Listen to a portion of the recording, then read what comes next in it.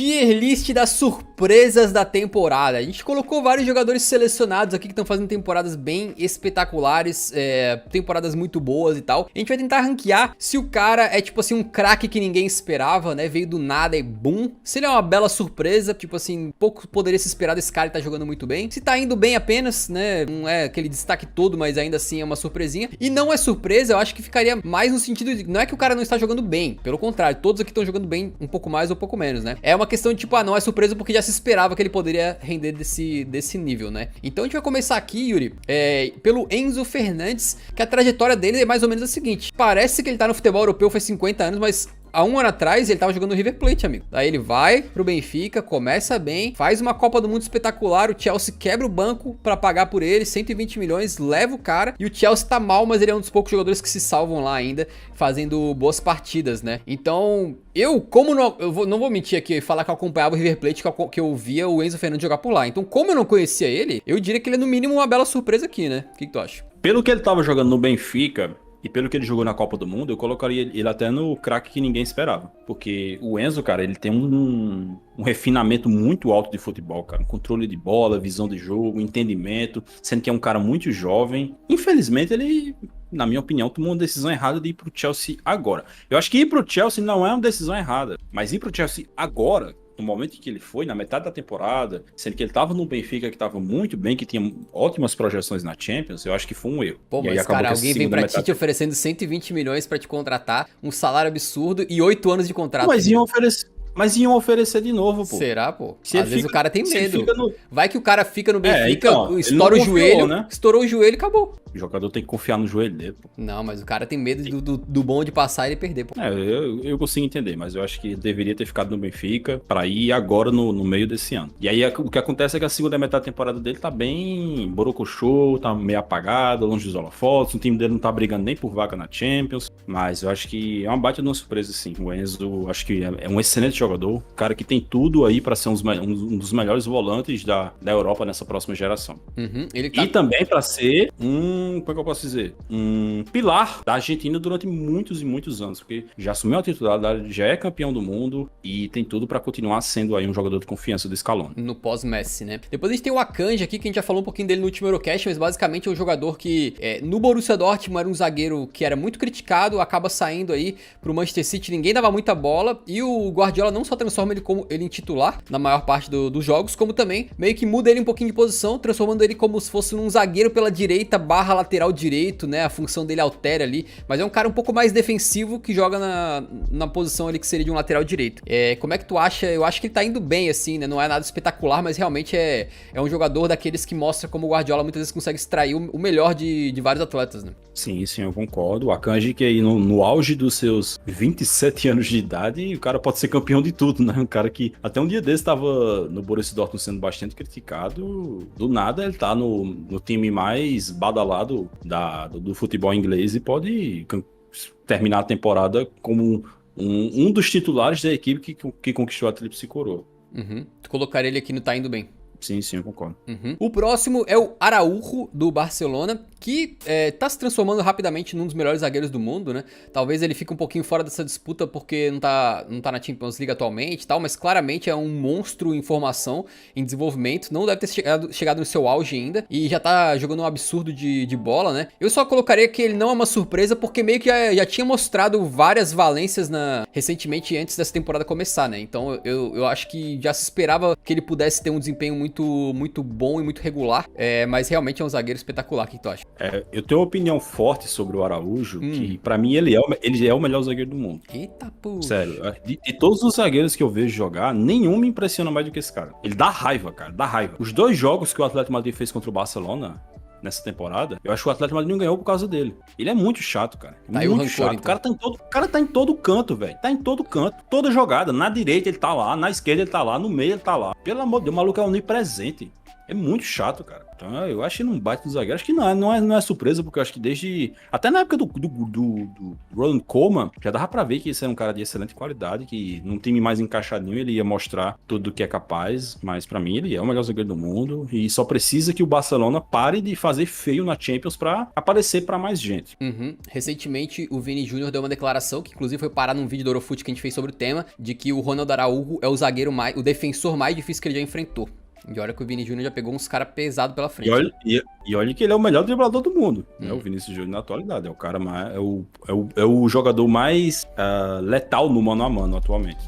O próximo jogador da nossa lista ali é o Ollie Watkins, que como a gente tava falando recentemente aí, tá vendo um ressurgimento da sua carreira praticamente no Aston Villa, metendo gol quase todo jogo, sob o comando do Unai Emery agora no ano de 2023, né? Tá com números excelentes na temporada. Eu confesso que eu ainda acho que é um jogador mediano em fase boa, tá? Não consigo ver nele nada muito espetacular assim. Eu diria que ele tá indo bem, né? Mas eu não consigo ver nele um cara que vai fazer 15 gols em Premier League por várias temporadas seguidas, assim. Acho que ele é um jogador medianinho ali que tá numa fase muito boa. Não sei o que tu acha. Eu acho que se ele tivesse, assim, o 2023 dele é absurdo. Se fosse esse 2023 pela temporada inteira, aí ele poderia aparecer em rankings maiores. Mas, assim, como é um recorte muito curto, meio que não dá pra gente garantir que ele vai manter isso para os meses restantes de temporada e pra temporada que vem. Então eu acho que não tá indo bem, tá correto. Uhum. De qualquer maneira, ele tá com 14 gols e 6 assistências na Premier League, que é número de envolvimento em gols aí, que bate 20 na Premier League. Pra você ter uma ideia, o Rashford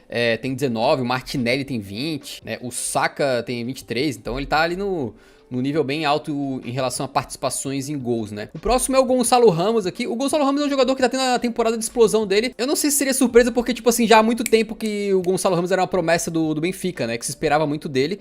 Mas realmente ele explodiu agora, fazendo muito gol pelo Benfica, fazendo aquele hat-trick contra a Suíça na Copa. Ele apareceu pro mundo daquele jeito. E agora tá até sendo cotado pra, de repente, acabar saindo pra um Manchester United da vida ou pra outro time aí. Como é que tu colocaria o Gonçalo nesse sentido? Eu acho que é bela surpresa, porque assim, ele já era uma grande promessa do Benfica, mas depois que ele começa a ter mais protagonismo, depois da saída do Darwin Núñez, realmente, assim, acho que eu não esperava que seria do nada, assim, com tantos gols que nem ele tá fazendo nessa temporada, né? Não só pelo Benfica, como também, como você falou, foi muito bem na Copa do Mundo. Apesar que, assim, pô, fica meio que aquela sensação de, mas foi só no jogo contra a Suíça. Mas mesmo assim, pô, o cara aparecer do nada, substituindo o Cristiano Ronaldo e meter 3 gols numa oitava de final de Copa do Mundo, é muita coisa. Contra uma Suíça que, por exemplo, perdeu do Brasil só de 1-0 na fase de grupos da Copa. Então, acho que é um bate no destaque. Ele foi bem na Champions League também, especialmente na fase de grupos, né? Acabou que o mata-mata acabou não conseguindo repetir o mesmo desempenho, mas eu acho que dá pra colocar em bela surpresa. Então tá aí o Gonçalo, que tem 25 gols e 11 assistências na temporada, são números excelentes. Ainda no Benfica, a gente tá falando do Antônio Silva, né? O zagueiro que tem uma trajetória muito ascendente, de forma muito rápida. Pouquíssimo tempo atrás ele era jogador do time B, e aí subiu pro time A, aí do nada virou titular, começou jogo em Champions League, fez gol em Champions League, tudo aí com 18 anos. Então um cara muito jovem. Eu colocaria como bela surpresa, porque talvez os torcedores do Benfica já conheciam ele da base, alguma coisa assim, mas eu não conhecia, não tinha a menor ideia de quem ele era. Ele veio do nada, e ainda que dá pra ver claramente no jogo dele que tem coisas a evoluir, né? Afinal, um jogador aí que acho que tá com 19 anos, se eu não tô enganado agora, ele certamente tá no caminho pra se tornar um excelente zagueiro, né? E assim, um adendo, o Luiz Corrêa no chat lembrou, o Gonçalo, ele poderia ter mais de 30 gols nessa temporada, porque o batedor de pênaltis do Benfica é o João Mário. Então, se o Gonçalo Ramos fosse o batedor de pênalti, os números dele seriam ainda mais impressionantes, né? Quanto ao Antônio, cara, tem um dado curioso sobre ele, que ele é apenas um de 5 jogadores que foram titulares de uma campanha de Champions em pelo menos 10 jogos, tendo até 19 anos de idade. Os outros, se eu não me engano, eu não vou me lembrar de todos, mas eu acho que é Fábregas, Seedorf, acho que Rosic, são pouquíssimos caras que conseguiram isso sendo tão jovens. Então, realmente é uma ascensão meteórica dele, né? Se eu não me engano, ele tava na Copa do Mundo também, acho que chegou a fazer um jogo só, se eu não me engano, acho que foi contra a Coreia do Sul, eu acho, mas não teve muitas chances assim. Só que é um baita jogador, né? Um jogador que tem um futuro muito grande pela frente. Infelizmente, assim, como você falou, essa questão de ter que melhorar, é muito difícil os zagueiros jovens já serem muito regulares, né? Porque a posição do zagueiro é uma posição que precisa ter muita experiência para determinadas ações. para determinadas antecipações e vários fundamentos ali do defensor. Como ele é muito jovem, é meio difícil cobrar isso dele, mas acho que tem tudo para ir sendo polido aos poucos. Curiosamente, tava vendo uma declaração do Ancelotti falando que, elogiando o Camavinga, dizendo que como jogador, fisicamente ele era, comparou com algum carro, com uma Ferrari, e que ele, cara, o Ancelotti falou que o Camavinga tecnicamente não tem mais nada a aprender. Ou seja, já sabe tudo, né? Bizarro, assim. Mas enfim, estamos fugindo do assunto porque o Camavinga nem tá na nossa lista aqui. Outro nessa lista é o Kolo Muani, que apareceu na Copa do Mundo, né? De forma... Pra alguns muito boa, pra outros muito ruim por causa do gol perdido que poderia ter dado o título pra França. De qualquer maneira, esse cara vem metendo gol a rodo, dando assistência a rodo. Pra vocês terem uma ideia, é um atacante que tem 20 gols e 14 assistências na temporada, beleza? Só pelo time dele aí, pelo clube dele. E também é um cara que meio que surgiu do nada, no sentido de que, pô, é um jogador ali de 24 anos, ou seja, não é nem tão jovem assim, que tava lá no campeonato francês e foi de graça pro Frankfurt, cara. Meio que tipo assim, um jogador que tava completamente fora do radar, né? Diz a lenda que em 2020 aqui, ó, jogando no... Na verdade, quando ele vai pro Nantes, ele valia 300 mil euros só, e hoje já tá valendo 65 milhões, então a carreira do Kolo Muani está numa ascendente muito rápida, né, tá metendo gol a rodo, e também já tá no radar de outros times aí pra sair do Frankfurt. Eu diria que é uma bela surpresa também, não sei o que tu acha. Acho que se passa até pra colocar como craque, porque ele é jovem, muito bom jogador. Será, cara? Craque que ninguém esperava. É porque assim, se ele tivesse feito o gol do título da Copa do Mundo, a gente aí botava fácil. Aí, né? Pois é. Tipo assim, a gente tá falando de um jogador que já tá na história do futebol. Independente do que ele faça daqui pra frente. Sempre vão lembrar, porra, cara, se o Kolo Muani faz aquele gol, se o Kolo Muani toca no Mbappé, o Mbappé tava entrando sozinho aqui do lado, sabe? Ele já tá na história do futebol. O Mbappé deve ter pesadelo com isso até hoje, velho. Ah, com certeza, cara, com certeza. Mas, sei lá, acho que tá fazendo uma temporada excelente pelo Eintracht Frankfurt. E tem tudo pra... nos próximos anos aí, acabar indo parar num clube mais rico, digamos assim. Então tá, o próximo da lista aqui é o nosso querido Gabriel Martinelli, que tem aí já 4 anos de Arsenal nas costas, né? Se não me engano, ele chegou lá com 17 anos, então o clube apostou nele desde muito, muito jovem, e o cara tá fazendo uma temporada de um dos melhores jogadores do Arsenal, que é possivelmente aí um dos melhores times da Premier League, né? Senão, agora, por muito tempo foi o melhor, agora talvez tenha esse debate com o City, cada um tem a sua preferência, obviamente, mas é um jogador que tá explodindo, tá com 15 gols e 5 assistências na Premier League na temporada, é bastante coisa, né? E números aí que já são, em termos de gols, quase 3 vezes o que ele fez na temporada anterior. Então, muito interessante o desempenho do Martinelli se consolidando aí como uma das principais peças do Arsenal, né? Não sei se tu considera uma surpresa, eu acho que eu esperava que ele fosse dar um salto aí, mas talvez dê um salto mais rápido do que a gente poderia esperar. Eu acho que é craque. Acho que o Martinelli hoje, cara, ele infelizmente dá muito azar na seleção brasileira por ele ser da mesma posição que o Vinícius Júnior. Mas pelo que ele tem jogado, cara, ele pode se tornar o brasileiro com mais gols em uma edição da Premier League. Que esse recorde, quase certeza que é do Roberto Firmino, não vou lembrar agora de cabeça qual o número de gols, se é 15, 16, é algo por aí. Mas ele pode se tornar o brasileiro com mais gols em uma edição da Premier League. Então, é realmente uma temporada fantástica dele. Uma temporada em que ele ajuda a decidir vários jogos, né? Não só com gols, mas com jogadas. Ele é um cara que tem um drible muito bom, é muito rápido, um dos jogadores mais rápidos da Premier League. E que, como você falou, assim, essa é só a primeira temporada em que ele tá despontando, assim, né? Acho que tem tudo pra daqui pra frente ser ainda melhor e se tornar cada vez mais um goleador. Acho que esse é um cara que tem potencial pra meter mais de 20 gols na Premier League. Uhum. E outro cara que tem potencial pra meter mais de 20 gols é o Choupo-Moting. Ele parece um pouco perdido aqui na lista, mas de fato o Choupo-Moting faz a melhor temporada da sua carreira, né? E vinha bem no Bayern de Munique até esses últimos tempos aí em que o clube lá entrou em ebulição. O próprio Choupão na massa se lesionou também. Eu colocaria ele aqui que ele tá indo bem, né? Realmente foi uma temporada bem interessante do Choupão na massa, obviamente. Acho que ninguém equipara ele com grandes craques, com um dos melhores camisas 9, mas ele fez uma temporada bem interessante, acho que tem que ser respeitado. Eu acho que tá justo, né? Eu, pelo menos, não esperava que ele fosse substituir o Lewandowski e meter tanto gol que nem ele tem metido. Uhum. Inclusive, gol contra o PSG, Barcelona, Inter de Milão. É realmente chocante o que ele tem feito. Mas acho que tá justo aí nessa posição. Uhum. Perfeito. Depois a gente tem o nosso querido Rashford, que teve um ressurgimento na sua carreira fenomenal, surgindo aí como um dos melhores jogadores da Europa nesse início de 2023, um pós-Copa sensacional, não parava de fazer gol em janeiro e fevereiro. Agora em março deu uma desacelerada, né? O Rashford tá com 3 gols desde que o mês de março começou, então são praticamente 3 gols em 2 meses. Realmente deu uma queda na produção dele, mas de qualquer maneira é um dos grandes destaques da temporada. Aí se é surpresa ou não depende muito do que você esperava do Rashford, né? Porque todo mundo sabia que ele era um bom jogador, mas talvez poucos esperavam que ele fosse ter essa retomada que teve em 2023, né? Como é que tu colocaria ele? Cara, o Rashford, na temporada passada, ele foi muito mal.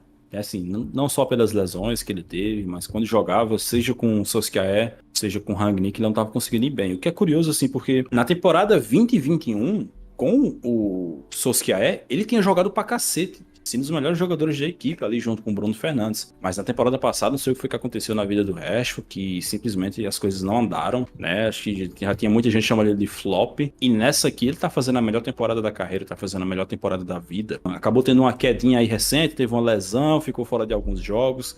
Tá voltando a recuperar o seu melhor agora. Mas acho que dá pra colocar ele em bela surpresa. Acho que craque que ninguém esperava não, porque eu acho que não é bem que ninguém esperava. É só que ele realmente tinha passado por um momento complicado recentemente. Uhum. O próximo da lista é o Balogun, jogador do Arsenal, emprestado lá no Reims, né, que tá disputando a artilharia do campeonato francês, metendo gol a rodo aí.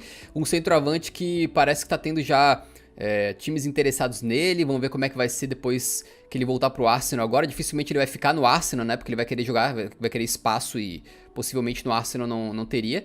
Vamos ver pra onde é que ele vai. Também tá rolando uma disputa em relação a ele em termos da seleção, porque diz a lenda que ele ficou muito chateado que não foi convocado para a seleção inglesa, aí tá se aproximando de ir para a seleção dos Estados Unidos, né, para ser convocado por lá. E aí tá numa temporada aí de despontando na carreira, né? Como é que tu colocaria ele?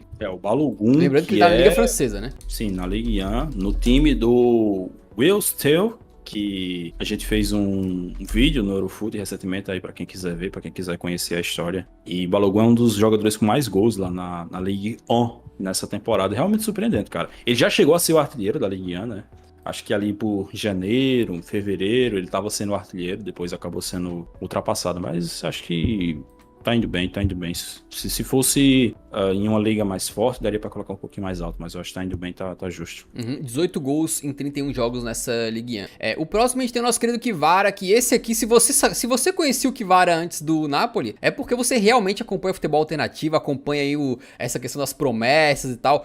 Era muito difícil alguém conhecer esse cara antes, né? Ele tava jogando lá no Rubin Kazan da Rússia, depois foi pra Geórgia, e aí o Napoli chegou e crau. E aí fez uma temporada inteira absurda, jogou praticamente 8 meses bem a temporada toda, mas como entrou numa fasezinha pior agora, junto com o Napoli inteiro, né? O Napoli inteiro deu uma queda muito grande nesse mês de abril aí, com alguns resultados negativos, e a eliminação da Champions, tem alguns falando, tem alguns, cara, destruindo, nossa, que o Kvara é uma fraude, que é o pior jogador que eu já vi na minha vida, entre outras coisas que eu ouvi aí, alguns absurdos, né? Pra mim, craque que ninguém esperava, dificilmente alguém sabia desse camarada, e tá jogando um absurdo aí, né? É muito engraçado, né, cara? Depois da eliminatória contra o Milan, apareciam os caras dizendo: eu sempre falei que esse Kvara não é nada demais. Eu sempre falei, vocês que estavam hipando. É incrível, né, cara? O cara passou 7 meses, 8 meses vendo o Kvaratskhelia destruir. Aí ele esperou uma semana que o Kvaratskhelia jogou mal pra dizer que sempre falou que não era nada demais. Os caras quer ser o visionário. Não, ele é o visionário. Ele já sabia. Todo mundo que é ruim, o cara já conhece. Ele já sabe, ele já vê de longe. Meu Deus, o Kvaratskhelia é craque. Ninguém esperava, ninguém sabia quem era. Até um tempo atrás ninguém nem sabia pronunciar o nome dele, ninguém nem sabia escrever o nome dele. E agora tá aí, melhor jogador do campeonato italiano na temporada pra mim. Opa! Deu uma cravada monstra. Próximo item da nossa lista aqui é o Osimhen. Eu acho que o Osimhen, talvez eu colocaria como não é surpresa, porque ele é um jogador que já tinha tido momentos muito interessantes, tanto no Lille quanto no Napoli antes de se lesionar aí. Acho que foi na temporada passada, né, que ele tava legal, aí se lesionou, perdeu um pouquinho de rendimento, demorou a voltar. E nessa temporada ele tava jogando um absurdo aí, fazendo gol praticamente todo o jogo. E então eu não sei como é que seria, porque eu já esperava que em algum momento ele ia dar uma vingada forte, né? Mas realmente é um cara que subiu de patamar de forma absurda nessa temporada aí, a ponto de estar sendo especulado já em Manchester United, Bayern de Munique, coisas do tipo. Ele é o jogador mais caro da história do Napoli, né? Os caras pagaram uma bala nele. Foi 70, acho, né? 70 milhões. Sim, sim. Então, assim, acho que já era de esperado que ele, quando encaixasse uma sequência boa fisicamente, pegasse um time bem treinado, que ele fosse jogar nesse nível aí. Eu acho que realmente não chega a ser um Kvaratskhelia, não. Beleza, o próximo da lista é o Xhaka. O Xhaka pra mim, por que é uma surpresa pra mim? Porque eu sempre lembro que esse cara tava escurraçado no Arsenal. Escurraçado, o time tava mal, esse cara brigou com a torcida, mandou o torcedor tomar sagu, entre outras coisas, né? Estavam pedindo a cabeça dele. A reviravolta que ele tem dentro dos Gunners é muito impressionante, né? E acabou se tornando um dos pilares desse time aí que tava pra ganhar a Premier League e ainda tá brigando, ainda tá na luta. Então como é que tu colocaria ele na classificação? Bela surpresa. O Xhaka de Virgem aí, o cara tá jogando igual um dos melhores volantes do mundo ultimamente aí. E assim, o cara não só muito bem em questão de saída de bola, na parte defensiva, mas aparecendo o tempo inteiro na área para atacar. Então, para mim é uma bela de uma surpresa. Eu acho que se for fazer uma seleção da Premier League dessa temporada, não é nenhum exagero que o Xhaka esteja nela. E como você falou, ninguém esperava. Eu acho que depois de tudo que ele passou ultimamente aí no Arsenal, que nessa temporada ele fosse renascer das cinzas aí do jeito que renasceu. Beleza. O próximo é o Jack Grealish. Cara, pra mim é uma bela surpresa, porque eu achei que o Grealish tava flopado já no City, velho. Eu achei que ele tava flopado. Eu ficava sempre lembrando do Grealish do Aston Villa, que jogava de uma forma um pouco diferente. Ficava falando, cara, por que eles mataram o futebol do Grealish dessa maneira? O Grealish desaprendeu. Eu olhava o futebol do Grealish, achava horroroso. Eu nem sabia como é que o Guardiola continuava dando chance pra ele, porque era todo jogo a mesma coisa, cara. O Grealish entrava, dava aquele estoquinho pro lado dele, tomava falta, não fazia nada incisivo, não acertava nada que ele tentava, não fazia gol, não dava assistência. Era um cara que entrava, era sempre meio nulo, assim. Tinha virado piada e realmente teve um ressurgimento no pós-Copa também, né? Tá jogando muito bem, se confirmou como titular do Manchester City naquela ponta esquerda ali, inclusive participando sempre agora de gols, assistências, basicamente um ressurgimento da carreira também, né? Então eu botaria como uma bela surpresa, porque eu já não tava mais acreditando, eu achei que ele já tava flopado já. O que tu acha? O Grealish, o pós-Copa dele realmente é excepcional, tanto que assim, hoje eu acho que ele é um dos titulares, né, do City. O City tem poucos titulares, porque o Guardiola roda muito o time, mas eu acho que o Grealish hoje tá se consolidando como um desses titulares, inclusive à frente do Phil Foden, né? O Phil Foden ele teve alguns problemas de saúde, se eu não me engano, ele teve que tirar o apêndice, não foi uma parada assim, passou um tempinho parado, mas eu acho que mesmo assim, hoje o Grealish é o dono da posição ali na ponta esquerda. E está calando nossas bocas aqui, né? A gente aí que nos últimos um ano e tanto, passamos tanto tempo aí falando do Panturrilhas, dos 127 milhões de euros, de como ele impediu a vinda do Messi para o Manchester City, mas hoje vai fazer o gol do título na final da Champions, vocês vão ver. Já pensou a história de superação do Grealish? Seria para contar em fazer um craques eternos, Jack Grealish. Ou então craques passageiros, Jack. Então tá, cara. Aí o próximo da lista é o Xavi Simons. Pra mim é uma bela surpresa, talvez, porque é um jogador que, cara, eu lembro que eu pesquisei muito sobre o Xavi Simons, porque a gente fez um vídeo aqui no canal, quem é ele, falando sobre o Xavi Simons. E eu, na minha pesquisa, concluí, na minha modesta opinião, naquela época, que foi mais ou menos quando ele saiu do Barcelona para ir pro PSG, que ele era mais mídia do que bola. Ele era muita mídia, acho que ele tava sendo ganhando um estrelato desde muito pequeno, e isso poderia zoar com a cabeça dele. Mas no final das contas, no PSG ele não teve espaço, foi pro PSV e lá titular absoluto. Neste momento, tá, é o artilheiro do campeonato holandês com 15 gols, tá muito bem na temporada, então realmente surgindo até de uma forma diferente do que a gente imaginava, porque o Xavi Simons, quando eu fiz aquela pesquisa pra fazer aquele vídeo lá, mesmo na base, ele era um cara que jogava mais atrás, ele jogava mais como um construtor de jogo, como um volante criativo, um segundo volante, e no PSV ele se transformou num meio atacante, às vezes jogando de falso 9 até, então ele virou um cara muito mais perto da área, muito mais perto do gol, muito mais envolvido na criação e definição de jogadas, né, e não é à toa que realmente os números dele estão como se fosse o número de atacantes, né, na temporada inteira ele tem 18 gols e 11 assistências, é muito bom pra ele e acredito que, não sei, vamos ver o que vai acontecer com ele na carreira em breve aí, mas eu não tava acreditando que ele pudesse ter essa retomada não, apesar de ele ser muito jovem ainda, né, vale lembrar, o Xavi Simons, tô conferindo aqui, ó, acabou de completar 20 anos, tá? Ele é o artilheiro conjunto da Eredivisie, com 15 gols marcados, tem outro jogador lá que tá empatado com ele, que eu esqueci o nome agora, mas realmente assim, cara, porque eu acho que ele tomou a decisão errada. Eu tô sempre me repetindo a mesma coisa aqui quando alguém vai pro PSG. Todo jogador que foi pro PSG, o Yuri, tomou a decisão errada. Eu acho que é uma decisão muito errada você ir pro PSG, cara. Especialmente saindo do Barcelona pra ir pro PSG. Mas eu acho que tá se reencontrando agora. Tem uma informação que eu não sei se é verdade, mas dizem que o PSG tem uma cláusula de recompra que caso o Xavi Simons queira voltar pro PSG, o PSG tem essa cláusula pra recomprar ele automaticamente. Mas aí tem que ser de acordo com a vontade do jogador e não do PSG. E aí eu espero que ele não queira isso, cara, porque, pô, cara, tem tanta opção melhor no mercado pra você ir, pra você dar continuidade à sua carreira, que não seja o PSG. O PSV tá brigando por uma vaga na Champions agora, contra o Ajax, né? Inclusive eles venceram o Ajax no fim de semana. Então tem tudo aí pra eles jogarem a próxima Champions, ele conseguir chamar mais a atenção de outros clubes e conseguir algumas ofertas melhores. O negócio de votar pro PSG não tá com nada, não. Não tem mais nenhum PS pra ele jogar, né? Já foi o G, o V, não tem outro, né? Tem o PSP, que é o PlayStation Portátil. Ai, ai, tá bom. Próximo da lista, então, é o nosso querido Kim Min-jae, também do Napoli, né? Eu acho que eu não conheci o futebol dele, tava jogando no Fenerbahçe antes de ir pro Napoli. Não acompanho muito futebol turco, né? E se tornou um dos melhores zagueiros da temporada. Então acho que realmente é uma bela surpresa pra mim. Inclusive, acho que é um jogador que alguns times podem estar de olho. Por exemplo, se eu fosse o cara que tem a grana lá no Tottenham, se quisesse convencer ele... talvez seja difícil convencer nesse momento, mas se quisesse convencer ele, acho que seria um grande investimento, cara. Um bom jogador aí. Que não me parece que... Me parece que já tá perto do seu auge, né? Ele tá com quantos anos? 27, é isso mesmo? 26 aninhos aí. Então teria muitos bons anos pela frente aí. E um dos pilares... Na verdade é o pilar principal dessa defesa do Napoli que tava tão bem, né? O Ramani costuma ser o titular ali ao lado dele, mas ele realmente é o que chama mais atenção. Eu também não conhecia ele, assim, antes dessa temporada. Ele é do clã Kim, né? Que é o maior clã da Coreia do Sul. Que tem aproximadamente 600 bilhões de habitantes, né, nesse clã. Na Copa do Mundo tinha 5 Kings, acho, na seleção da Coreia. Na defesa era só Kim. Era Kim na lateral esquerda, Kim na zaga, Kim na Kim. Era essa escalação da Coreia do Sul. Era muito bom o Kleber Machado narrando o jogo da Coreia do Sul, cara. Vocês estão ligados. Hashtag entretenimento. Mas é isso. O Kim, eu acho que não vai sair do Napoli agora, não, cara. Eu acho que vai continuar. Fez uma baita de uma Série A aí, né? Ajudou o Napoli a ser campeão. Já tô cravando aqui que o Napoli é campeão. Eu sei que é arriscado, o Napoli ainda pode perder esse título. Não pode, cara.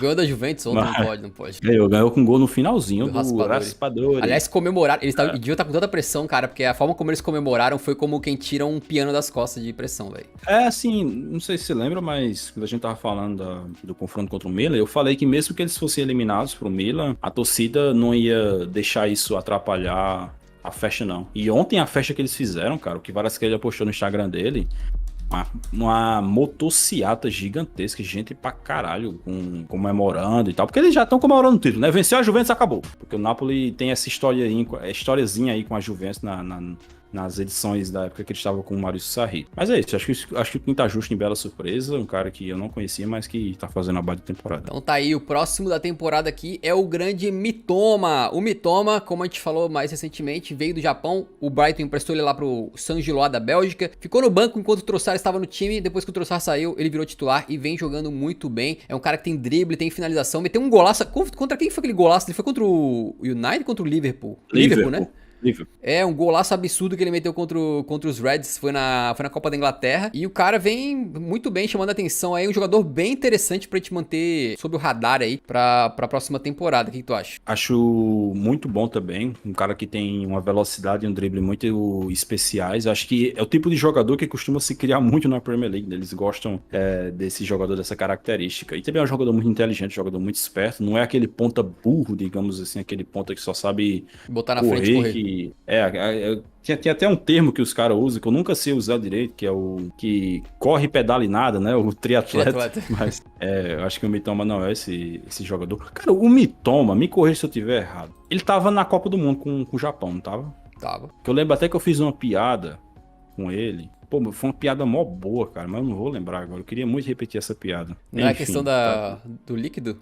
Pô, não vou lembrar. Se eu lembrar, eu trago em algum próximo Eurocast. Se chegar um Eurocast aí do nada eu te repuxando assunto do Mitoma, é porque eu lembrei da piada. Mas enfim, tá indo bem, tá fazendo uma boa temporada e tá justo aí nessa categoria. Julian Álvares, como é que tu botaria ele aí? Um jogador que também é outro que há um ano atrás não tava nos holofotes que tá, foi pra Copa do Mundo, brilhou absurdos, né? E no Manchester City praticamente a mesma coisa, também toda vez que ele entra, cara, eu fico impressionado às vezes quando eu vejo o Julian Alves jogar, porque realmente ele não parece um reserva, ele parece um titular que tá no banco. Não sei se faz sentido um pouco do que eu tô falando. Craque.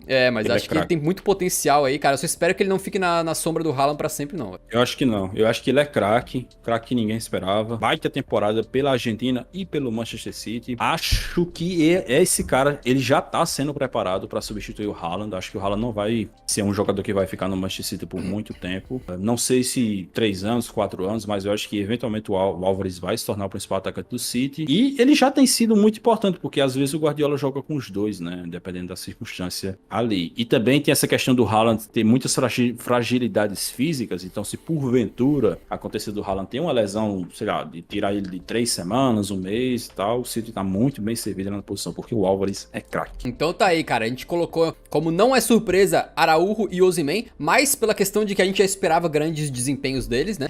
Tá indo bem Akanji, Watkins, Antônio Silva, Choupo-Moting, Balogun e o nosso querido Mito Mitoma. Bela surpresa, Gonçalo Ramos, Colomwani, Rashford, Xhaka, Grealish, Xavi Simons e o Kim Min-jae. E depois craques que ninguém esperava, Enzo Fernandes, Martinelli, Kivarão da Massa e Julian Álvares, né?